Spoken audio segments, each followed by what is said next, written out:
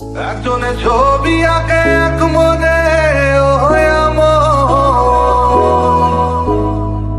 আরেকজনে বসে বসে রং মাখে।